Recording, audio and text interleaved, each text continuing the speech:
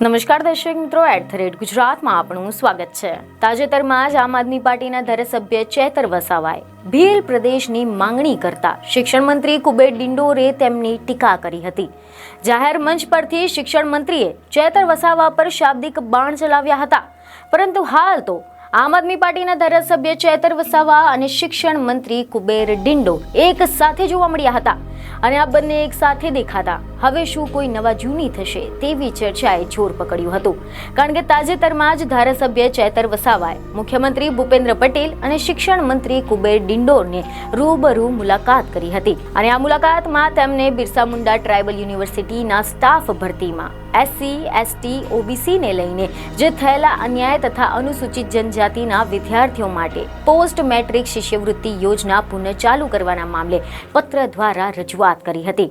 આ વિશે ખુદ ધારાસભ્ય ચેતર વસાવાએ તેમના સોશિયલ મીડિયા પરથી માહિતી શેર કરી હતી।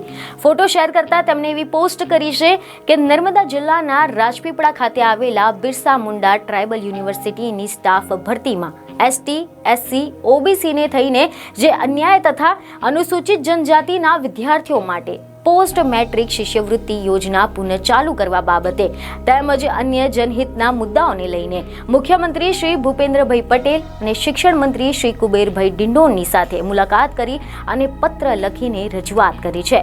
યુનિવર્સિટીની ભરતી મામલે જે જાહેરાત પડી છે તેમાં એક પણ SC, ST અને OBC માટે જગ્યાની ફાળવણી કરવામાં આવી નથી।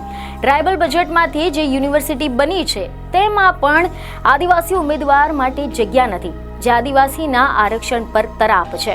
સરકારે આદિવાસી વિદ્યાર્થીઓના ઉચ્ચ અભ્યાસ માટે પોસ્ટ મેટ્રિક શિષ્યવૃત્તિની યોજના બંધ કરી છે, તેને ફરીથી શરૂ કરવામાં આવે તે બાબતે ચર્ચા કરવામાં આવી હતી અને જો સરકાર અમારી માંગો નહીં માને તો બજેટ સત્રમાં વાલી અને વિદ્યાર્થીઓની સાથે મળીને વિધાનસભાનો ઘેરાવ કરીશું। બીજને ખબર સાથે ફરી મળીશું। ધન્યવાદ।